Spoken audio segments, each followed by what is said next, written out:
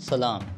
ناظرین گرامی، اگر ہم تاریخ اٹھا کر دیکھیں تو ہمیں پتہ چلتا ہے کہ پیچھے گزر جانے والے ہر بادشاہ نے اپنی سلطنت کو بچانے کے لیے، اپنے جھوٹے وقار کو بچانے کے لیے ہر طرح کا قدم اٹھایا۔ اس نے اگر کسی کو مارنا بھی پڑا تو اس نے اسے بھی مارا، اگر اسے اپنے خاندان کے خلاف بھی کسی سے لڑنا پڑا تو اس نے اس سے بھی لڑا، اگر اسے اپنے بیٹے کو بھی مروانا پڑا تو اس نے اسے بھی مروا دیا۔ ہر سلطنت میں اونچ نیچ ہوتی رہی،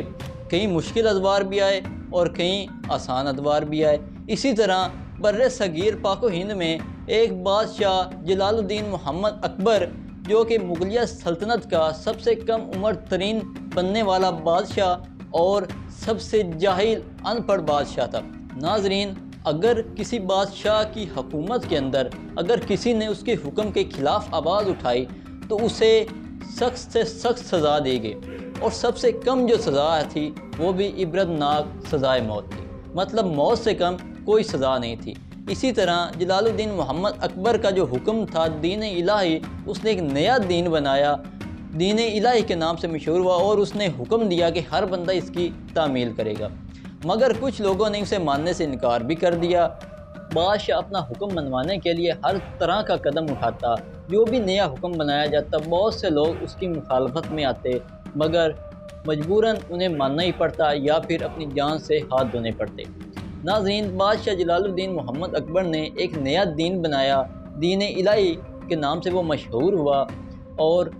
اس نے حکم دیا کہ ہر شخص اسے مانے گا،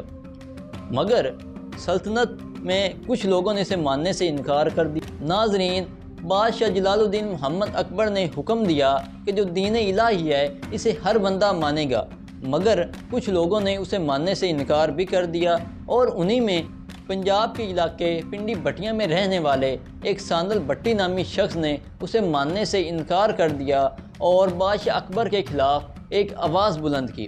جس پر جلال الدین محمد اکبر کو غصہ آ گیا اور اسے پکڑوا کر پھانسی پہ لٹکا دیا۔ اس کا بیٹا فرید، جس نے اپنے باپ کی یہ حالت دیکھ کر رہا نہ گیا، اس نے بھی اکبر کے خلاف آواز بلند کی، مگر بادشاہ نے وہی کرنا تھا جو اس نے اس کے باپ کے خلاف کیا۔ اسے بھی پکڑوا کر لاہور کے ساتھ چبرجی کے مقام پر اسے لٹکا دیا گیا، اور 3 دن تک اس کی لاش بھی وہاں پہ لٹکی رہی۔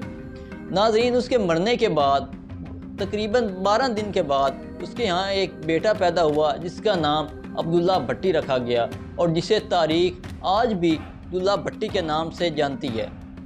ناظرین، عبداللہ بھٹی آہستہ آہستہ بڑا ہوا، جب جوان ہوا تو اس کے ایک ساتھی نے اسے بتایا کہ عبداللہ، تو عیش و عشرت کی زندگی گزار رہا ہے، مگر کیا تمہیں پتہ ہے تیرے باپ دادا کے ساتھ بادشاہ اکبر نے کیا سلوک کیا تھا؟ یہ سن کر عبداللہ چونک گیا، جو کہ اسے نہیں پتہ تھا۔ اس کی والدہ نے بھی اسے اس راز سے بے خبر رکھا ہوا تھا۔ عبداللہ نے اسے مجبور کیا، اس سے پوچھا تو اسے پتہ چلا کہ اس کے باپ دادا کو پھانسی دی گئی تھی۔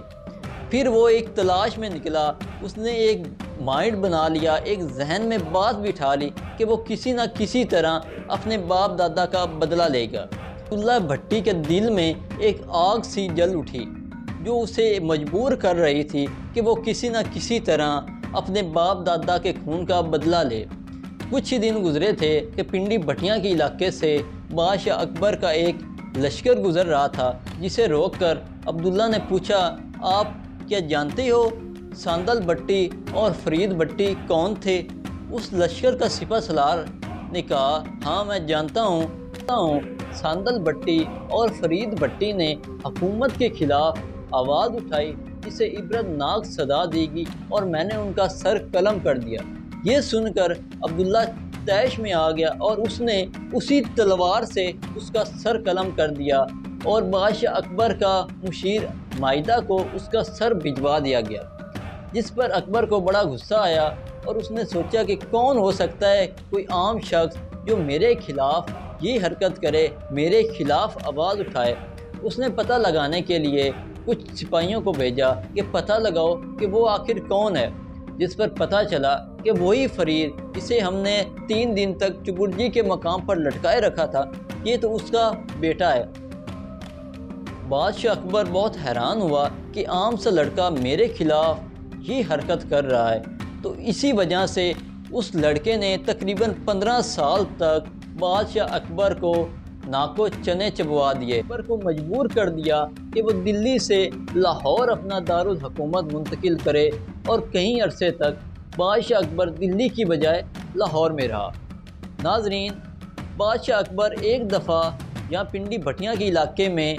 عبداللہ بھٹی کے ہاتھوں یہاں پہ گرفتار ہو گیا، اور اس نے یہ کہہ کر اپنی جان بچوائی کہ میں بادشاہ اکبر نہیں بلکہ ایک عام سا بھانڈ ہوں، جس پر عبداللہ بھٹی نے کہا کہ اگر تم بھانڈ ہو تو میں کسی بے گناہ کا خون نہیں بہاتا، میں تمہیں آزاد کرتا ہوں، لیکن اگر تم واقع ہی بادشاہ اکبر ہو تو یہ بہت ہی گھٹیا ترین تم حرکت کر رہے ہو، جس پر اسے رہا کر دیا گیا۔ اور لوگ جو حکومت کو ٹیکس دیتے تھے، عبداللہ بھٹی نے وہ ٹیکس دینے سے بھی انکار کر دیا، اور جو اس علاقے میں حکومت کے حامی لوگ تھے، حکومت کے پیروکار تھے، بادشاہ اکبر کے پیروکار لوگ تھے، ان سے الٹا ٹیکس لینا شروع کر دیا، جس پر بادشاہ اکبر کو مزید غصہ آ گیا۔ اور ایک دفعہ یہ بھی کہا جاتا ہے کہ شہزادہ سلیم یہاں کچھ بٹیوں کے ہاتھوں گرفتار ہو گئے، اور انہیں گرفتار کر کے عبداللہ بھٹی کے ہاں پیش کیا گیا، جس پر عبداللہ بھٹی نے کہا کہ میری لڑائی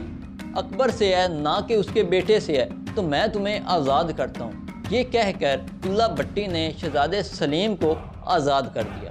ناظرین، کچھ عرصے بعد بادشاہ اکبر نے اپنے کچھ ساتھیوں کے ساتھ مل کر ایک پلان بنایا، کچھ وزیروں سے مشورہ لے کر، اور ایک چالاکی کے ساتھ عبداللہ بھٹی کو گرفتار کر لیا گیا۔ عبداللہ بھٹی کو گرفتار کر کے بادشاہ اکبر کے سامنے پیش کیا گیا، اور بادشاہ اکبر نے کہا کہ تمہارا اور میرا کوئی ملاپ نہیں ہے، تم اور میں ایک نہیں ہیں، تم ایک عام سے ذمہ دار ہو اور میں ایک بہت بڑی سلطنت کا بادشاہ ہوں، لہٰذا میں تمہیں کہتا ہوں کہ تم میری اطاعت کرو، تم میرے پیروکار بن جاؤ، اور میں تمہیں آزاد کر دیتا ہوں، میں تمہیں سزا نہیں دوں گا۔ مگر جس پر عبداللہ بھٹی نے صاف صاف انکار کر دیا، اور بادشاہ اکبر نے عبداللہ بھٹی کو بھی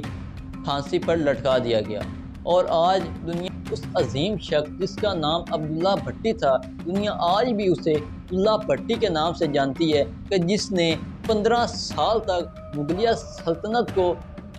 ناکو چنے چبوا دیے، اسے یہاں تک مجبور کر دیا کہ وہ اپنا دارالحکومت تبدیل کرے۔ بس